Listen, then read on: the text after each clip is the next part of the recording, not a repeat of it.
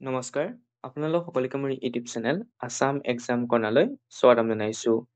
আজি আপোনালোকৰ বাবে লৈ আহিছোঁ হিষ্ট্ৰী আগৰ কুৱেশ্যন পেপাৰবিলাক।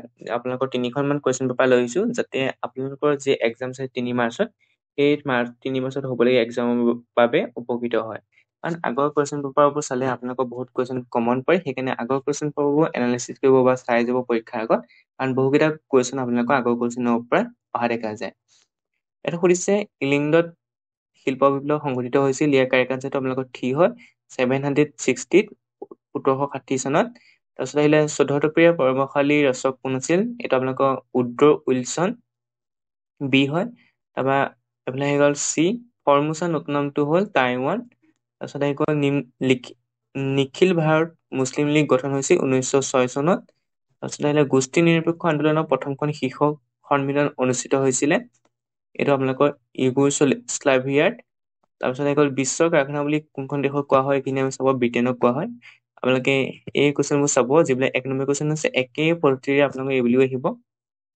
2025 বৰ্ষৰ যি 3 তাৰিখে এক্সাম আছে আপোনালোকৰ হিষ্ট্ৰী, তাতো এনেকুৱা কুৱেশ্যন সুধিবই, গতিকে আপোনালোকে এনেকুৱা ধৰণৰ কুৱেশ্যন চাই যাব। এইবিলাক মই কুৱেশ্যনখিনি দি দিছোঁ, আপোনালোকে চাব। এইখিনি চাব, চাৰ্কটাৰ সম্পূৰ্ণ ৰূপটো কি, চাৰ্কৰ প্ৰথমখন শীৰ্ষ সন্মিলন কেতিয়া ক'ত অনুষ্ঠিত হৈছিলে, এইবিলাক আপোনালোকে চাব। আপোনালোকৰ অপাৰেশ্যন অভাৰলোড বিষয়ে চমুকৈ লিখা, শ্ৰীলংকা পূবৰ 4টা নাম লিখা, আপোনালোকৰ নাটোৰ বিষয়ে লিখিবলৈ আহি থাকে, নাটোৰ বিষয়ে চাব।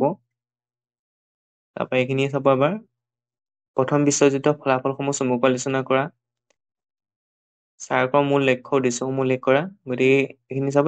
এইখন পেপাৰখন মই আপোনালোকক দেখুৱাই দিলোঁ, আপোনালোকে এই কুৱেশ্যনখিনি চাই ল'ব পাৰিব। এতিয়া আমি দ্বিতীয়খন পেপাৰ চাম। তাৰপিছত আহিলে এখন 2023 চনৰ কুৱেশ্যন পেপাৰখন, 23 চনৰ কুৱেশ্যন পেপাৰখন চাব, 23-24 কুৱেশ্যন পেপাৰ এইখন চাবই। বিশ্বৰ কাৰখানা বুলি কোনখন দেশক কোৱা হয়, ইংলেণ্ড, আমেৰিকা, ৰাছিয়া, ফ্ৰান্স। ইয়াৰ কাৰেক্ট শুদ্ধটো হৈছে আপোনালোকৰ ইংলেণ্ড, গতিকে আপোনালোকৰ ইংলেণ্ডটো আপোনালোকৰ কাৰেক্ট অপশ্যন। ভাৰ্চয় শান্তি চুক্তিত ইটালীক প্ৰতিনিধিত্ব কৰিছিল, আপোনালোকে এই দেশকেইটাৰ ভিতৰত আছে অৰ্লেণ্ডোৱে। তাৰপৰা দ্বিতীয় বিশ্বযুদ্ধ অন্ত পৰিছিলে 1945, 46, 47, 48, আপোনালোকৰ 1945 চনত। নীল নদী বুলি কোৱা দেশখন কাক কোৱা হয়, শ্ৰীলংকা। তাৰপৰা গ'ল ইণ্ডোনেছিয়া, ইজিপ্ত, আপোনালোকৰ কাৰেক্ট অপশ্যনটো ইজিপ্ত হয়।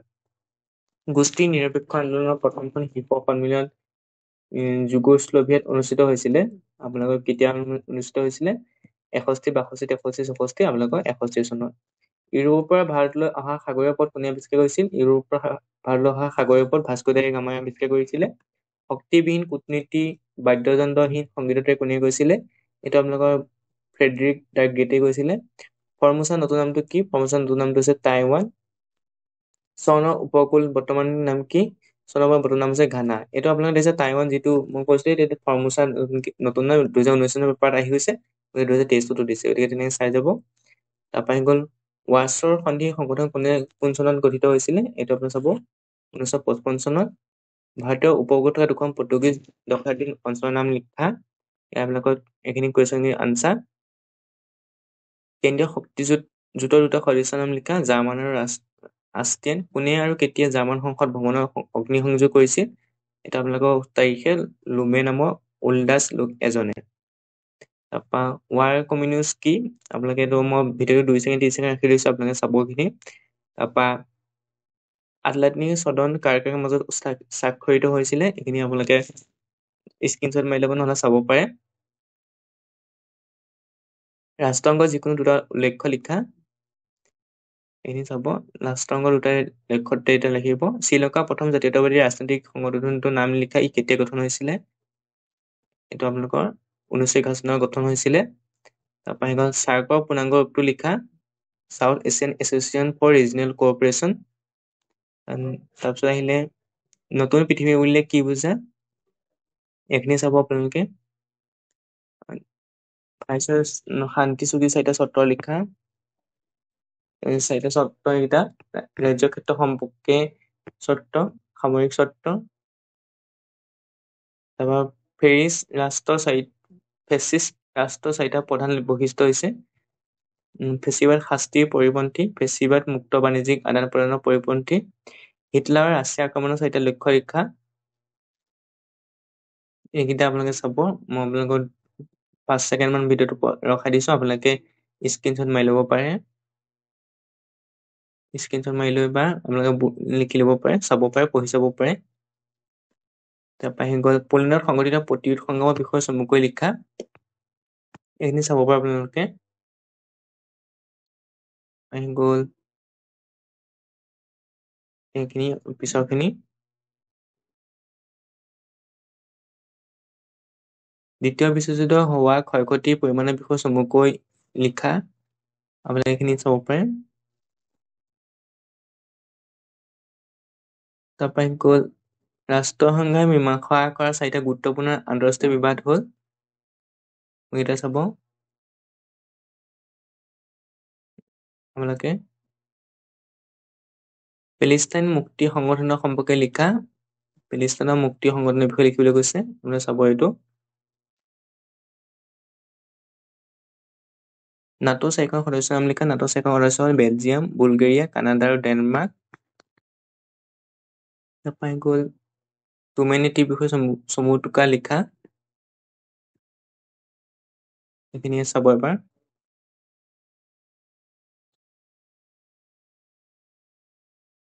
তাৰপৰা আহিলে আপোনালোকৰ সাম্ৰাজ্যবাদৰ বিকাশৰ কাৰণ তলত উল্লেখ কৰা হৈছে।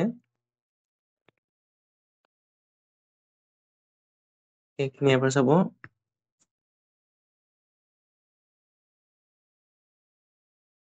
ভিডিঅ'টো পজ কৰি আপোনালোকে 2-3-4 ছেকেণ্ড মান ৰখাই দিছো, আপোনালোকে এইখিনি লিখি ল'ব পাৰিব।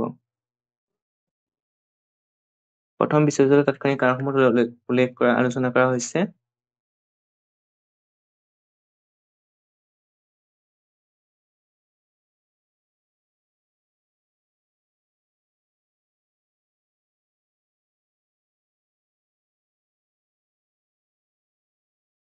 হিটলাৰৰ বৈদেশিক নীতিৰ মূল বৈশিষ্ট্যসমূহ হ'ল আফ্ৰিকা মহাদেশৰ সূচনা হোৱা মুক্তি আন্দোলনৰ ঐতিহাসিক পটভূমি সম্পৰ্কে আলোচনা কৰা।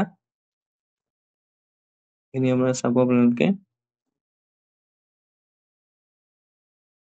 এইখিনি হ'ল 2023 চনৰ পেপাৰখন। তাৰপৰা এখন 24 কুৱেশ্যন পেপাৰখন। 24 শুদ্ধটো বাচিলে পানামা খাল মুকলি কৰা হৈছে। এইটো কাৰেক্ট আছে 1914 চনত। 14 পৰামৰ্শালী শাসক কোন আছিল? Would Wilson. B2 আপোনালোকৰ 1 কাৰেক্ট আনচাৰ।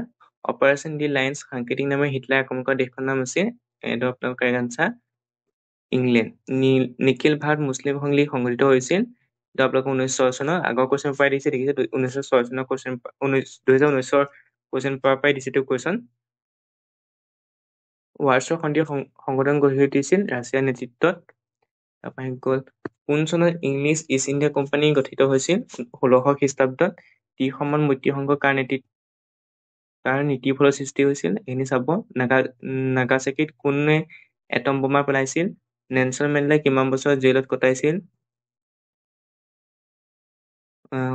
এইখিনি চাব কুৱেশ্যন। নিউ ডিল নামেৰে পৰিচিত নীতিটো কোনে আৰু কেতিয়া উদ্ভাৱন কৰিছিলে? নাজিবাদৰ 2টা নীতি হ'ল ৰাষ্ট্ৰসংঘৰ মুখ্য কাৰ্যালয় প্ৰথমে ক'ত আছিল, পিছত ইয়াক ক'লৈ স্থানান্তৰিত কৰা হয়, এইটো আপোনালোকে চাব। ৰাষ্ট্ৰসংঘ অৰ্থনৈতিক আৰু সামাজিক পৰিষদৰ 2টা কাৰ্য লিখা, আপোনালোকে এইটো হেৰি কৰি ল'ব। 24 অক্টোবৰ তাৰিখটো কিয় ৰাষ্ট্ৰসংঘ দিৱস হিচাপে পালন কৰা হয়? তাৰপৰা SWAP পূৰ্ণাংগ ৰূপটো লিখা। চাৰ্কৰ 3য় শীৰ্ষ সন্মিলন কেতিয়াৰ ৰূপত অনুষ্ঠিত হৈছিলে? পুঁজিবাদ কি? ভূটান আৰু মালদ্বীপৰ ৰাজধানীৰ নাম কি? থিম্পু আৰু মালদ্বীপৰ ৰাজধানীৰ নাম হ'ল মেল। এইখিনি আমাৰ চাব। ভাইচৰয়ে শান্তি চুক্তি 4টাৰ সামৰিক চৰ্ত লিখা। পাৰিলে আপোনালোকৰ লেনিনৰ নতুন অৰ্থনৈতিক আঁচনি NEP সম্পৰ্কে তাৰ চমুকৈ লিখা।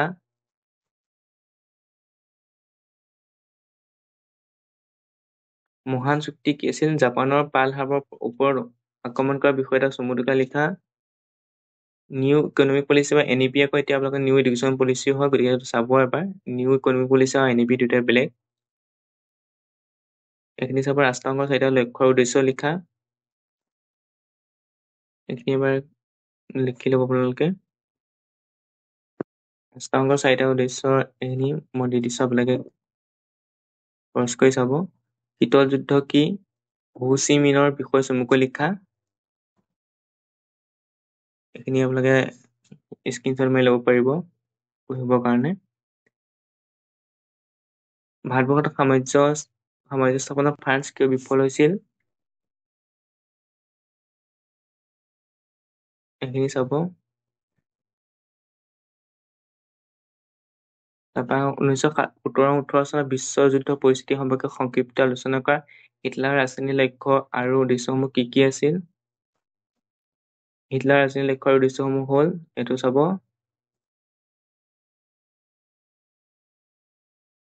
এইখিনি চাব। তাৰপৰা আহি গ'ল আপোনালোকৰ ইণ্ডোনেছিয়া মুক্তি আন্দোলনৰ ইতিহাসৰ বিষয়ে আলোচনা কৰা। 30 নম্বৰ কুৱেশ্যনটো এইটো। তাৰপৰা 31 নম্বৰটো এইটো ভাৰতবৰ্ষৰ বৈদেশিক নীতিৰ মূল লক্ষ্য উদ্দেশ্যসমূহ লিখা।